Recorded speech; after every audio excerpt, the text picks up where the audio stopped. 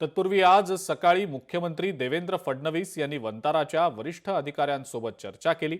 आम्ही धार्मिक भावनांचा सन्मानच करतो असं वंतारांनी यावेळेला अधिकाऱ्यांच्या माध्यमातून मुख्यमंत्र्यांपर्यंत पोहोचवलेलं आहे। माधुरीला नांदणी मठाकडे देण्यासाठी याचिकेमध्ये सहभागी असून माधुरीचा ताबा घेण्याचा आमचा प्रयत्न नव्हताच असं वंताराच्या वरिष्ठ अधिकाऱ्यांनी यावेळेला स्पष्ट केलंय। आम्ही केवळ सुप्रीम कोर्टाच्या निर्णयाचं पालन केलं असं सुद्धा वंताराचे अधिकारी स्पष्टपणे म्हणाले।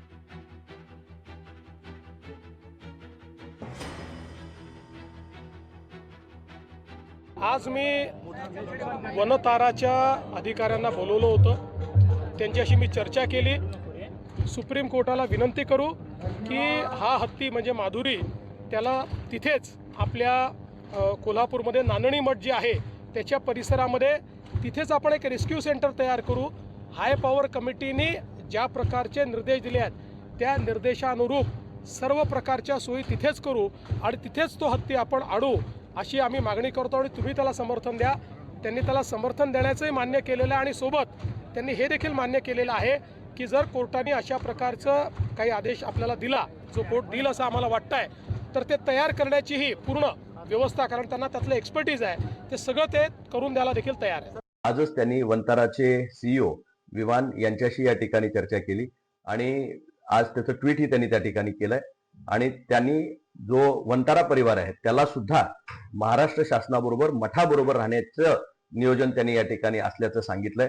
ही स्टेप अत्यंत महत्वाची स्टेप आहे, कारण रिव्ह्यू पिटिशन मध्ये ज्यावेळी या ठिकाणी हे सगळं जाईल त्यामध्ये वंतारा आणि महाराष्ट्र शासन ज्यावेळी ह्या दोन्ही बाजू मठाच्या बाजूने उभं राहतील त्यावेळी निश्चितपणे आमची हातणी नांदणीला महादेवी यायला मार्ग सुखकर होईल। न्यायालयीन कामकाजामध्ये अडकून वेळ काढण्यापेक्षा आमचं स्पष्ट मत असं आहे की महामहिम राष्ट्रपतींनी याच्यामध्ये हस्तक्षेप करावा आणि सरळ जनभावनेची दखल घेऊन हा हत्ती नांदणी मठाकडे सुपूर्द करण्याचा आदेश द्यावेत। संपूर्ण महाराष्ट्रातला सर्वच जनता आता माधुरीला परत आणण्यासाठी आतुरलेली आहे आणि जनभावनेचा जरा तरी विचार केला पाहिजे। सर, माधुरी हत्तीला आणण्याच्या बाबतीत एक वेगळा न्याय, मग आम्ही पण जंताराला जायचं का, तिथनं तिला अशाच प्रकारे हिंसाचार करून सोडवायचा का, असा प्रश्न आमच्या समोर येतो।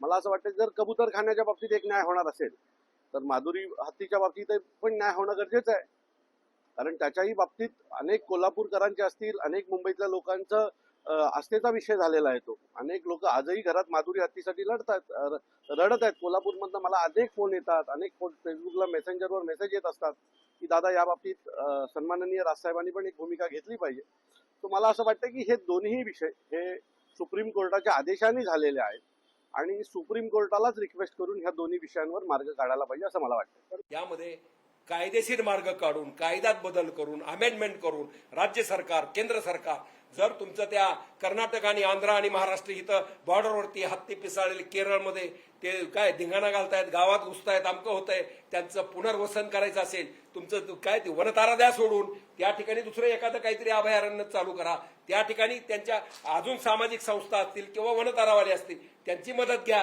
त्या ठिकाणी एखादं हे निर्माण करा जंगल की त्या ठिकाणी त्यांचं संगोपन केलं जाईल आणि कुठल्याही परिस्थितीमध्ये आमची माधुरी परत आली पाहिजे या दृष्टिकोनातनं पॉझिटिव्ह आम्ही थिंकिंग करतो। आणि शेवटी राजू शेट्टी किंवा त्यांच्यासारखे विचार करणाऱ्या राजकारण्याला आम्ही या ठिकाणी काय म्हणतात त्याला इशारा देतो की तुम्ही जर असंच जर समाजाला, आमच्या जनतेला भडकवायचा प्रयत्न केला तर तुम्हाला महाराष्ट्रामध्ये आम्ही फिरू देणार नाही।